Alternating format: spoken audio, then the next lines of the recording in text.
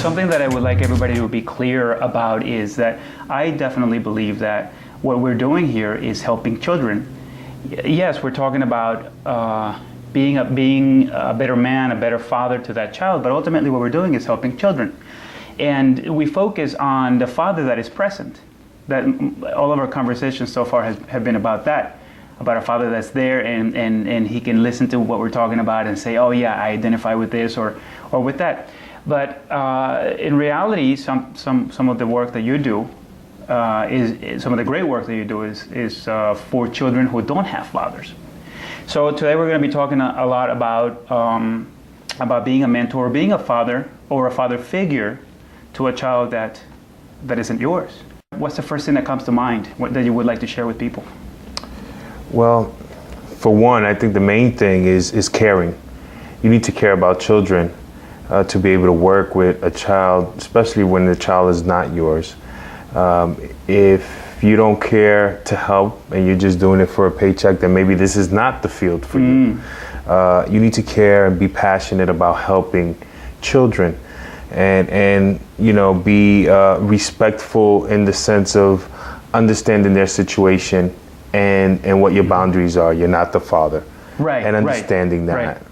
Well, you know, it's interesting. Right off the bat, you start with something that I didn't know, that you could get paid to care for a child, but not like a mentoring program, but a different type of program would pay you. No, a mentoring program. Oh. Actually, I'm a behavioral assistant mentor, so you get a little more clinical. You work with a therapist that could address that child's behavior and issues, and then work with you as a mentor to try to target those behaviors and improve. Right. Well, that makes sense. I see exactly what you're saying. Yeah, there's plenty of situations where organizations have people on the payroll, of course, and they help children. But what you're saying is key. I mean, obviously, if you are someone who is interested in helping or mentoring a child or being a father figure for a child, the key is to care. Care. You have to care. Is you know, people are looking for a complicated answer, but it's not a complicated answer. It's not. You just need to have a passion to help children. Right. You know, if you have that and you really want to help children, you have the time to do that, then you need to just search. I mean, every state is different and every state has different programs, but a Google search on mentoring in your area will direct you right where you need to go. You gradually moved up the helping children ladder. You started with the coaching, but now you're a mentor. So say for instance, so there's two options. There's at least two sort of clear or distinct ways in which you can help people. One is you've moved up, you've noticed that there's a need, and then you started with coaching. And then there's also someone out there. There's a man out there, a father or a single man that says, "Hey, I know what's going on. I don't have to have grown up in a bad neighborhood. I want to help." Yeah, absolutely. And so what do you say to that guy? Do a little research. Know what it is to be a mentor. Being reliable. Knowing how to encourage people. Right. You know, or young folks.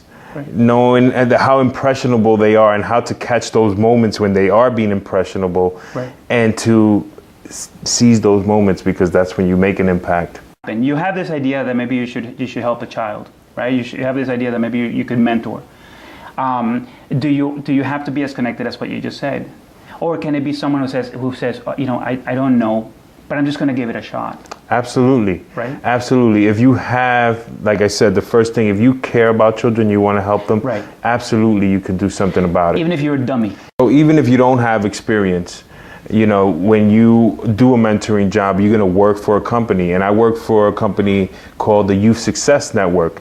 And I work with great supervisors and people with experience. Right. So you get to ask questions and you want to be open, especially in this line of work. You don't want to go in there doubting. You want to, if you see something in a household and you're not sure about it, you see a child with a bruise, or you see funny things going on inside the household, you get a funny smell, you need to bring it back to your supervisor.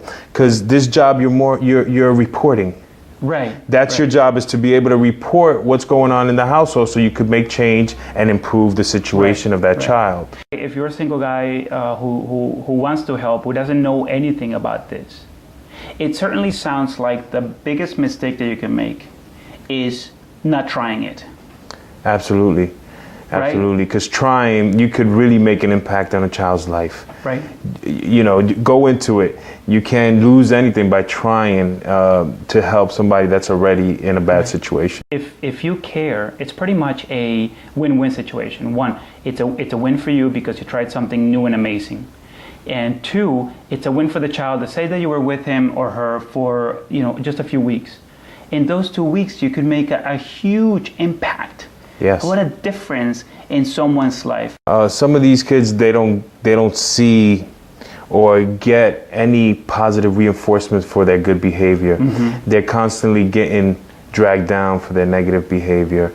And it's not always the child. Sometimes you need to enlighten the parent and show them what you know. But you need to do that with a certain humility. You need to be able to do it humbly. Right. You don't want to go into somebody's house and say, oh, you can't do that. Right. You need to be able to know how to do it and say, hey, this is what works for me. Maybe we could try this. Let's try a chart. Let's try a token, system with him. Right. Try different things for that child that you can say has worked for you with your child or with other children that you have worked with. Right. Yeah, no, and I want to continue to place emphasis on the idea that if you don't know anything, if you're unsure, but you want to help, the first few times, the first couple of weeks, if you are a silent observer, you're making a difference. Absolutely. If we got today 100,000 men who decided, you said, Efrain, Ricardo, yes, we're going to be silent observers in these children's lives. We're not going to judge their parents. We're not going to be judgmentals. We're going to be there for those who matter most, the children. That's it, man. That would be awesome. That's it. Be reliable. Right. Know how to encourage them. Yeah. How to motivate them. How to listen. Communication is very important. It's not only giving them a lecture. You don't want to give a child a lecture. You want to be an ear to them and let them, especially when they're going through something serious. And something serious could be something in school that to you might not be something serious. Right. Oh, they say that I got ugly hair. Yeah. And to you, we're like, yeah, that's nothing. Yeah. But to a child, it's real. Of course. And it's something that could affect them. It's affect their self-esteem and who they are. It's bullying. And the good thing with these programs is that you're able to choose. Let's say you're not a parent, but you have a nephew that's 15 years old. You could tell your supervisor, say, listen, I'm comfortable working with 15 years olds because I got some experience here and I know what they're going through and I could, I see what their peers talk about and that's the target audience I want to work with. I want to work with them. Yeah. Some people are better working with younger people, some are better dealing with golden. older. I'm so glad that you said that. I had no idea. I mean, this would have never occurred to me. Yeah. And not knowing these things actually has absolutely kept me away from trying it. Yeah. The good thing is that you're a dad, so I'm pretty sure you've tried plenty of things with your child. Right. And those things, that experience is what you bring to some of these households, is to be able to say, okay, this kid is here, he's just sitting down doing nothing all day. Mom don't know how to engage him. What do I use at home? Yeah. Well, I'm going to bring my arts and crafts box. Yeah. You know what I'm saying? Let's do some arts and crafts. Let's engage in something maybe you haven't done before, and I'll start it off.